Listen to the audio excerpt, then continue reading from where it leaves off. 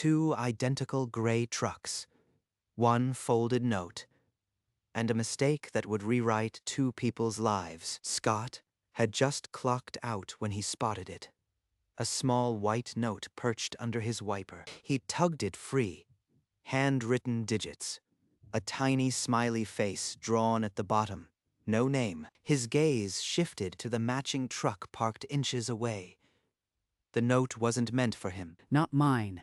That's definitely meant for the guy with the other truck. An hour later, in his cramped kitchen, the unfolded paper sat on the counter like a dare. Call. Or just pretend I never found it. He typed the 7 digits into his phone, then stopped. What could he possibly say? This is crazy. She'll hang up the second she hears the wrong voice. But if I don't dial, I'll never know. Scott pressed the green button before his cautious mind could stop him. Her phone buzzed on a side table, the screen lighting up with an unknown number. Hello?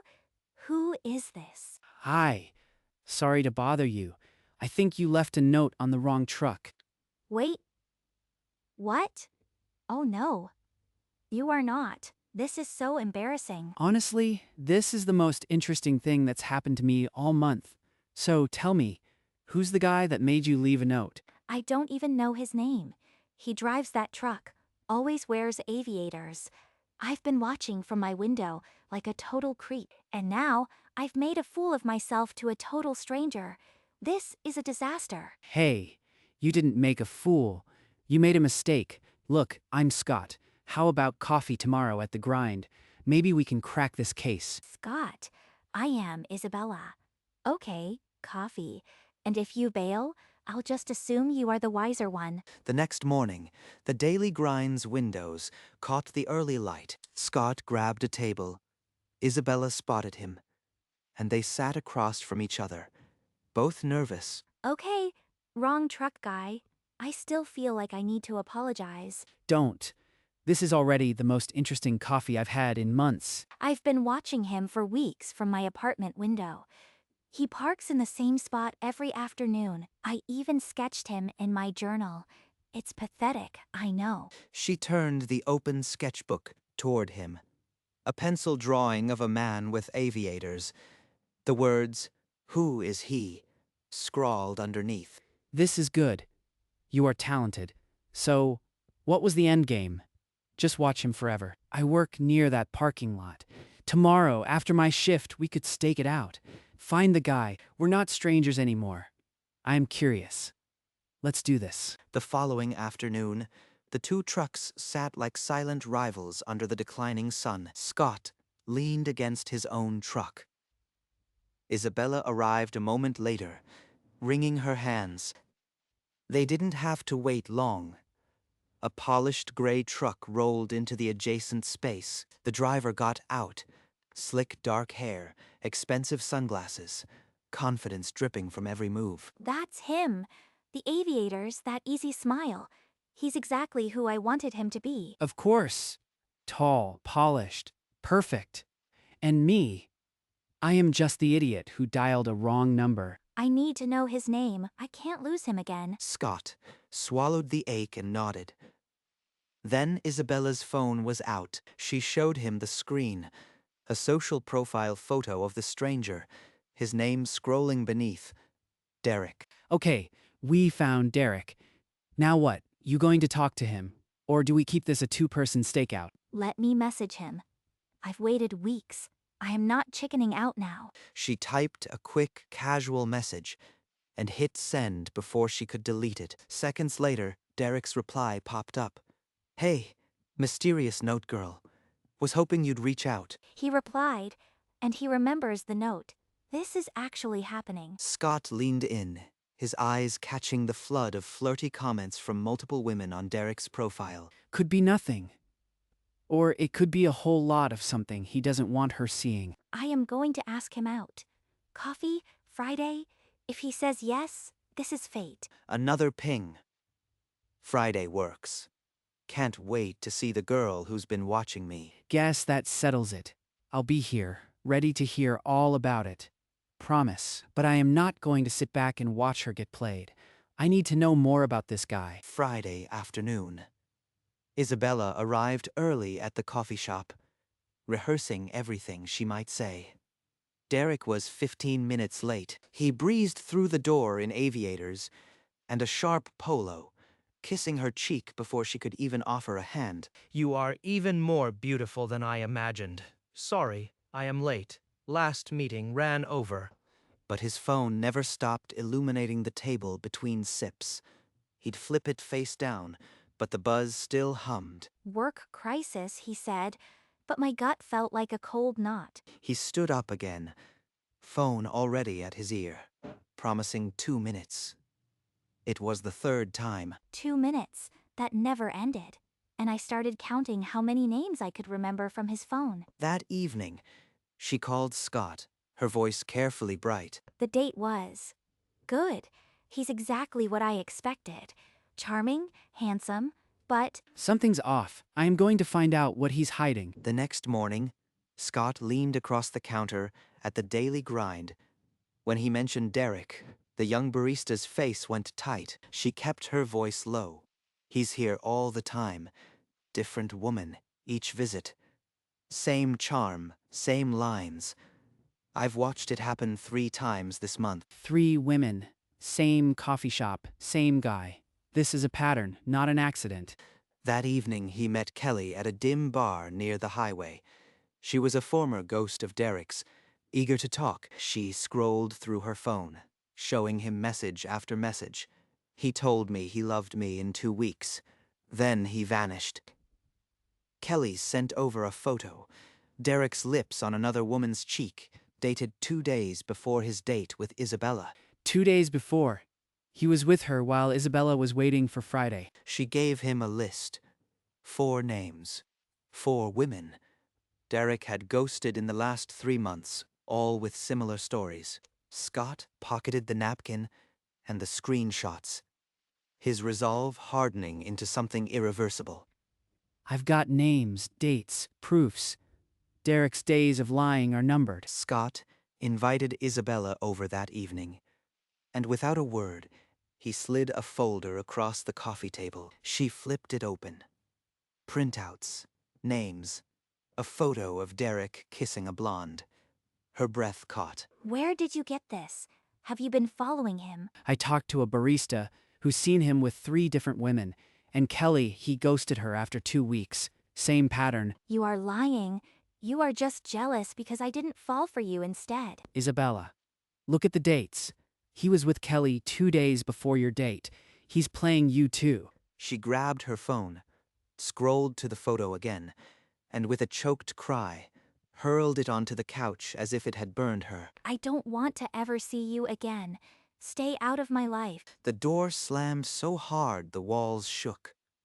Scott stood motionless, the sound of her footsteps fading away. Maybe the wrong truck was the right note, but it feels like I just drove into a wall. Isabella used the spare key he'd hidden 2 weeks ago. From the bedroom, his voice lowered. Megan, I miss you too. He came out, still holding the phone, and when he saw her, his confident mask slipped. Who's Megan? Don't lie to me again. It's just a friend. You are overthinking this. A friend you miss? I heard you. Scott's folder is starting to look like the truth. He didn't answer. Just stared at his phone, and she knew. He's not going to stop me. He was never going to fight for this. By the next morning, her calls went straight to voicemail. Derek had vanished from her life as if he'd never existed. She sat on her couch alone, clutching her silent phone. And the only voice that echoed back was Scott's warning. Wrong truck, right note. But I threw away the one guy who saw the truth before I did. Isabella scrolled to his name and pressed dial. Her grip on the phone, white-knuckled, at his apartment. Scott watched her name light up his screen. He let it ring. He didn't answer, but I know exactly where he'll be when his shift ends. She drove to the empty lot and waited beside his truck, the evening air growing cold. Scott trudged out the back door of the auto shop, saw her silhouette, and stopped dead. Scott, I am an idiot. Derek was exactly what you said. I am so sorry. You hurt me, Isabella, but I'm glad you are safe. And then he did what he'd wanted to do for weeks. He wrapped his arms around her. She buried her face in his shoulder, and for a long moment, neither spoke. Come on, get in. We've got a lot to talk about. He drove them out of the lot and up the hill to a spot where the city lights turned into specks. I was so angry at you. I couldn't see past my own fantasy. You were right from the start. I just wanted you to be safe, even if you hated me for it. He cut the engine, popped the tailgate, and they sat looking out at the valley. Then he leaned back into the cab and pulled down the sun visor. Isabella's own handwriting stared back at her. The note, still creased, still whole. You kept it? After everything I said? It's the only reason I called. And the best thing that ever came out of a wiper blade. Wrong truck, but maybe the right note. Then let's start over. No wrong numbers, no games, just coffee and see where it goes. He didn't wait for a perfect opening. He just turned to her, and the night went still. And when his lips met hers, the lonely parking lots and wrong numbers disappeared. They pulled apart slowly, foreheads together, and she let out a small, breathless laugh. Best mistake I ever made. He folded the note carefully and tucked it back into the sun visor, where it would stay. Then they climbed into the cab, and he started the engine. The dashboard lights glowed like promise as the truck rolled down the hill. Isabella's hand found his on the gear shift. So, this coffee, tomorrow, does it count as our first date or our third? Let's call it the one that actually matters. They laughed, the sound filling the cab, as the wrong truck vanished in the rear view and the right road stretched ahead. A few weeks later, the cracked open door of Scott's apartment smelled like garlic and fresh basil. Isabella stirred a skillet, apron tied over her jeans, humming something off-key. You know, I've been cooking here for years, but it never smelled like this. It's not my kitchen, but it feels closer to home than anywhere I've been. Later, she grabbed his keys to run to the store. The sun visor dropped open when she flipped it down, her own handwriting. The tiny smiley face. She held the paper to her lips for a few seconds. Wrong truck, right note. Best mistake I've ever cried over. That evening, they took the long way home through the field behind the auto shop. That guy's truck moved out of the lot last week. Nobody's seen him around. Good. I am glad he's gone. I've got the only note that mattered. Evening fell across the lot.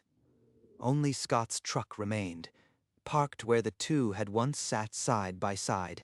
Isabella's fingers brushed the visor clip before she climbed in, checking that the scrap of paper was still there. Still here, just like we are. Scott slid into the driver's seat, and she leaned over to kiss his cheek before buckling her belt. The engine rumbled, and they pulled out onto the road, leaving the lot behind for good. Home is where you park it, right? Or where the right note leads you.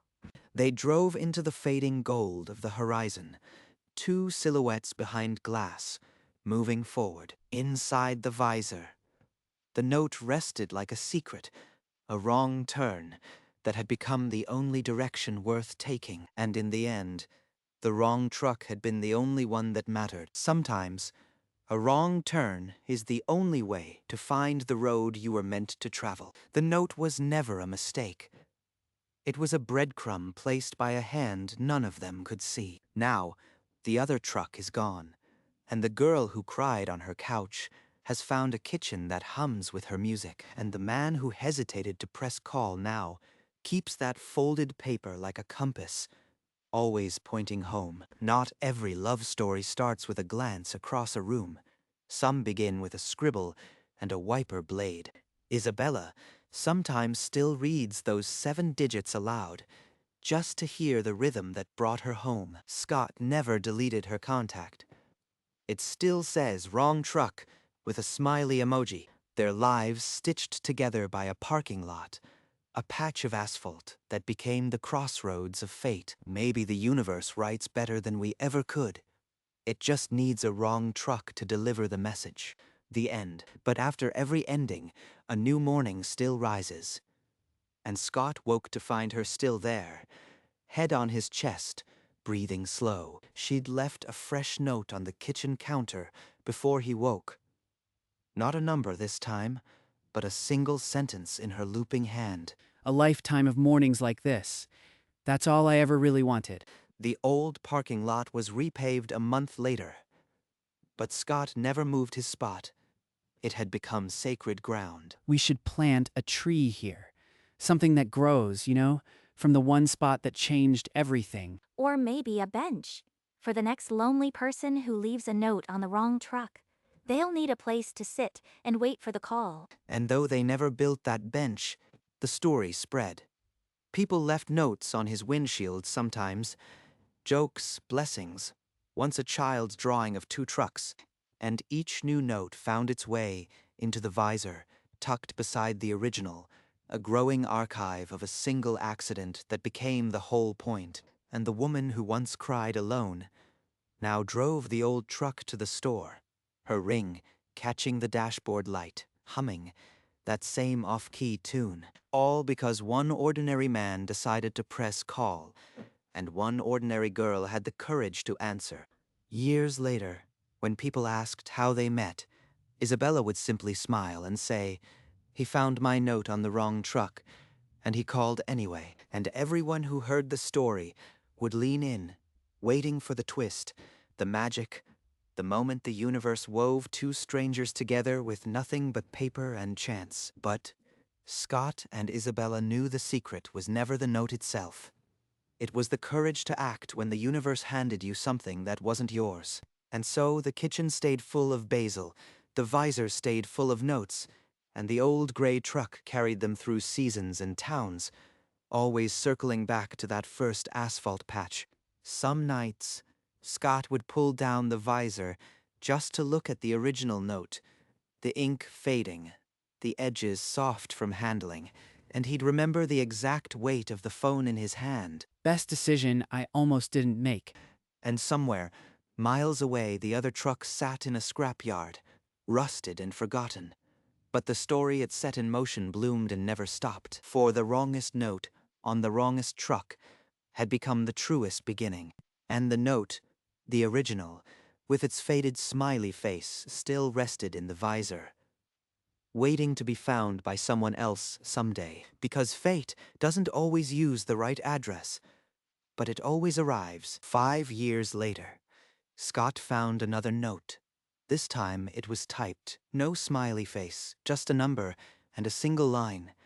"I saw your truck and had to try." He walked inside and handed it straight to Isabella, who was stirring a pot on the stove. Another one? This is the 6th note in 3 months. You are a parking lot celebrity. I keep telling them I am taken. They don't seem to read the replies. Should we call? Tell them the story? Maybe they need a wrong truck miracle too. Scott opened the visor and tucked the new note beside the original, now sealed in a plastic sleeve to protect the fading ink. We got ours. Maybe it's someone else's turn. That evening they walked the old field path, and Isabella slipped her arm through his, the weight of the years settling into something quiet and deep. Do you ever wonder what would have happened if you'd never called? Every day. And every day, I'm grateful I wasn't two chickens to press the button. Chickens or not, you pushed the button. That's what separates the lonely from the lucky. They circled back to the truck, and Scott lowered the tailgate. Under the stars, the years felt both heavy and weightless. That new note today got me thinking. We should answer it, but not with a phone call. We should leave an answer on a windshield. Pass it on. A note for the next stranger who's too scared to press call. They scribbled on a torn page from her sketchbook. "Take the chance. It worked for us. S and I." Early the next morning, before the sun cleared the trees, Scott slid that note under a dusty wiper of an unfamiliar sedan. All right, universe. Your turn to pick up the phone. He climbed back into his truck, where Isabella waited with 2 cups of coffee. The scent filled the cab like home, and in the visor, The original note lay tucked beside a growing stack, a library of risks, each one a folded leap. The wrong truck had become a beacon.